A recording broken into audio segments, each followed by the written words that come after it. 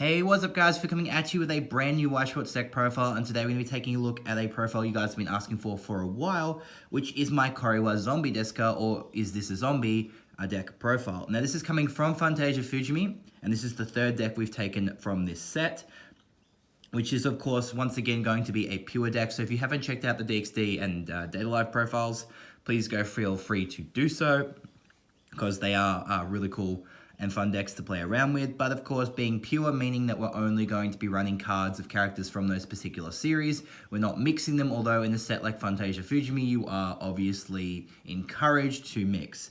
Should also mention that both those two decks and this deck will now be available in English, as the set is coming to English next year.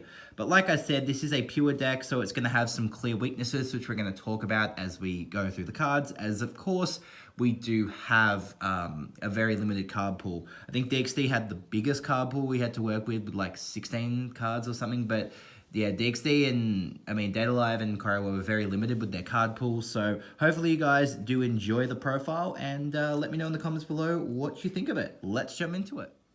Starting off at grade 0, guys, we have our grade 0 Haruna. She's a level 0 4K beat stick that gives all our opponent's characters pay 2 encore. At grade 0, they're less likely to pay stock to save one of their grade 0s as they are to something like hand encore, which we saw on the Zest grade 0 from the Sneaker Bunko set, from the first Sneaker Bunko set. Next up, we have 4 copies of our Euclid with Hellscythe grade 0. So she is a pay 1 tap sell for mill 4 Brainstormer. For every climax we hit, we can call a cost 0 or lower out from the waiting room. And her first effect is whenever our other characters reverses an opponent, we can pump 1,000 power to another one of our characters till end of turn. So both of her effects are very important in this deck. The pump is very important because our level 1 climax combo is on reverse, which is a little disappointing, but hey, what can we say? I mean, the Rias's level 1 climax combo was on reverse as well, which is a little annoying. But of course, being able to summon cost 0s as well is really handy, because our level 1 climax combo is a 1-0, and one of our main grade 1s in the deck is a cost 0 as well. So we'll talk about that little interaction a bit later when we get to him. We have 4 copies of our grade 0 Euclid with Hellscythe. So when she's sent from stage to waiting room, check the top 4 cards of our deck for a yellow climax. If we do, add the yellow climax to our hand, and if we do, they then discard a card. So that's pretty cool. So an on-death custody for climaxes, again, pretty important. Our grade 3 and our grade 1 are very reliant on our climax combos. And continuing on to the trial deck, level 0 Euclid with Hellscythe. So her ability is on play. Check the top card of our deck for a Fantasia Fujimi and a Fantasia Bunko Fujimi, or whatever it is, the Fantasia trait or the weapon trait, add it to hand and then discard a card. And her other effect is on attack. We can pick one of our characters and give them 1,000 power till the end of the turn. Now, I do need to mention that there is 2 traits on this card. I mean, most of the cards do have 2 traits. They mention like their trait or the set's main, or the deck's main trait and the Fujimi. Then because there are cards, like we can take a look at now, that don't share weapon trait. And that is, oh, and I think in Data Live, yeah, it was Shido doesn't share spirit, I think it's spirit trait. Yeah, so he just has the set trait. And that's the same with Teiko, Honor Student. So she has the Fantasia trait, but she also has Honor Student trait. When she's placed from hand to stage, you must mill the top 2 cards of your deck. If you hit a climax, she gains +2 soul until the end of the turn. It's a mandatory mill. And then when she attacks, you can choose one of your other characters and give a K. So having extra mill is nice. You don't necessarily want to mill a climax, but if you do, heck, you can go in for that decent side attack if you really need to, or just push for some damage. And Teiko is, I think, a character who is quite often underlooked in the anime, and then she's one of my favorite characters from the anime. She did have some prevalence in the OVA, so it's nice that she got a card, because there's a lot of characters from Korewa, despite the fact they got 2 anime seasons, which didn't actually get cards in the set. You'll see the majority of the cards are just Haruna, Euclid, and Seraphim. So speaking of Seraphim, we're going to move on to our level 1s with our deck's level 1 climax combo, which is the climax combo with our shot trigger. So its ability is, when it's climax combo, when it reverses an opponent, you get to check the top card of your deck.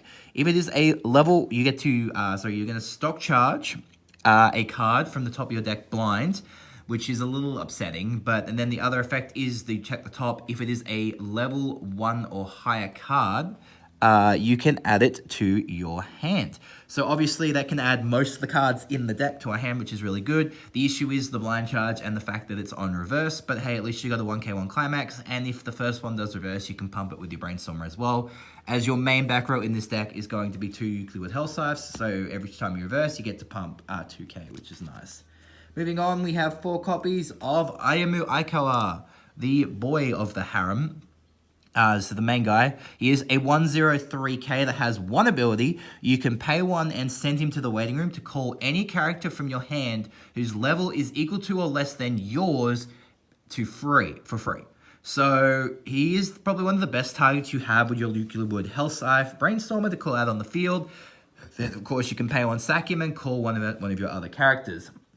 And before we worry about it, yes, it does work with our grade 3 as well, because it's when she's placed from hand to stage. So one thing you'll notice about this deck is that it runs out of hand quite quickly. So you really need to be getting those level 1 combo off very consistently.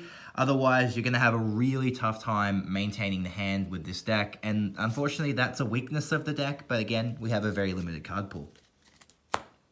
Next up, guys, we have 3 copies of the Saris 1065 Beat Stick. So her ability is all your characters gain on reverse, they go to the bottom deck. It's not amazing, but hey, it's a 1065 Beat Stick, and putting them on the bottom of the deck isn't horrible. I mean, it actually gives you further access to your waiting room for your Euclid Woods if you really need it, and to call other stuff out with other characters. So she's a nice inclusion in the deck as just a level 1 beater, as this deck doesn't really have a level 1 beat stick out of her, as you're already playing 8 utility grade 1s as it is.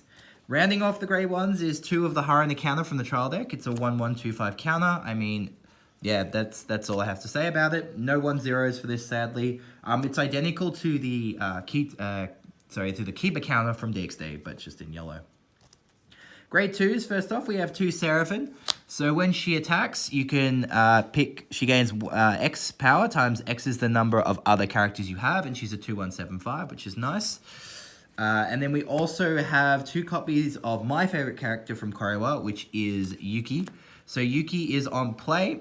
So when she's continuous, she gains +2/5 for each of your back row characters. So she's going to be pretty hard to beat over. Works, I think, pretty well with standby if you play her in the standby deck, because she's going to be pretty massive pretty quickly. Rounding up now onto our grade 3s. First off, we have our main Climax combo, which is our finisher. It is our level 3 Harana. She's a 10k. And then Climax, when she goes from hand to stage, you can discard a card, and if you do, put the top card of your clock into stock. So heal to stock is really nice. As when she's placed from hand to stage, so even if you it's really good if you call her out through Ayamu, because you pay 1 stock to put her out on the field, and then you pay your 2nd stock to then heal, and which is great. So you are negging more hand that way, but you are paying less stock, so I guess that's really helpful with her actual ridiculously high Climax cost. So she Climax combos with our Wind Trigger, and on attack you can pay 3 to deal 4 damage to your opponent. The damage can be cancelled, like, thing is, we're in a yellow deck, if everything goes really well, I guess you can kind of pull this off at least twice in one turn. Pulling it off 3 times in a turn is incredibly unlucky to happen, and unlikely as well. So we do need to keep that in mind, that it is quite difficult to pull this combo off consistently, but at least we got a finisher. I mean, DXD didn't get a finisher. It's on check top ping 1, which for a set that came out in 2019, especially a Japanese set, I should mention, is a little bit underwhelming, but it's a crossover set. I think they wanted to give each main deck a grade 3. So, hey, we can't really complain. It could actually be a lot worse. Our second grade 3 is our Euclid Wood grade 3. So, yeah, when I said it could get worse, it gets worse. So, she is a 3295. So when she comes in, she is a early play. If you have 5 or less cards in your deck, this feels like it's from a few years ago. She gets neg 1 level. During your opponent's turn, she gets 500 power for each of your other Fujimi or weapon characters. And when she's placed from hand to stage, you can pick any character from your waiting room and return it from your hand. So I guess you definitely play her for the early playability and the last ability. The second ability is just kind of there to give you some kind of value out of her. She's not the best grade 3, But hey, at least we got a second grade 3, and we should also mention that this deck is the only deck that out of the 3 that doesn't require box topper promos, so that's definitely a plus in my book. And rounding off our grade 3 lineup is 2 copies of our Neg Soul Counter, which is our 3/4 Harana Climax event. So yeah, Neg 2 Soul to an opponent, pick 2 of our opponent's characters, and they lose 2 Soul. So you're paying 4 stock for this, which is really costly, but you can Neg 2 Souls from 2 characters, which can save you in a pinch, and we do have a lot of cost zeros in this deck that we can just throw out on the field next turn just to do some damage, which of course is the... I guess the beauty of Weiss Schwarz in a way. That no matter how powerful our character is, it will still theoretically attack and do damage. Rounding off the deck, of course, we have our Climaxes. We have 4 copies of our Shot Climax, which combos with our level 1 Seraphim. And we have 4 copies of our Wind Trigger, which combo off with our... grade 3 Harana. So having access to Wind and Shot Trigger is really nice, because we're able to bounce problematic cards, we can deal extra damage if they cancel, and of course, triggering a Shot Trigger after we attack with Harana is great. Of course, there are other cards that have Shot Trigger Climax combos, which are a lot better, like the, I can't remember her name, but from Mudgy Record, the grade 3 from Mudgy Record is a Shot Trigger that also is like a Musashi burn and on attack burn. That card's ridiculous. But we're getting sidetracked here. Anyway, guys, that is it for the deck. I hope you guys do enjoy it. Like I said, we do need to remember that this is limited to what cards we actually got. So the chances of us getting a Korewa pure set is very unlikely. I think they are talking about doing a second Fujimi and Fantasia and a second Bunko set. What would you like to see? What sets would you like to see in those? Remember, they do have to be under the publishers. Let me know in the comments below. Would you like to see, what I would like to see personally is I'd like to see the sets that only got like 1 or 2 cards get more support, and then all these other decks series get like 1 or 2 cards. Heck, I'd love to see Data Bullet personally, but I'm biased. Because the Data Bullet anime is coming out next year, which I'm super excited for. If that comes to Weiss, I mean, I've definitely dropped down in my Weiss playing, but yeah, I will definitely buy into Data Bullet if it comes, because, and even if you guys are into Data Bullet, let me know below. If you guys would like to see some filmed Weiss Schwarz games, I'm definitely trying to work on that with some people to get some more games filmed. Let me know below. What decks of mine would you like to see featured? Heck, Nico got support recently, so I am working on updating my Nico deck. So if you'd like to see an updated profile for that in the future, let me know in the comments below.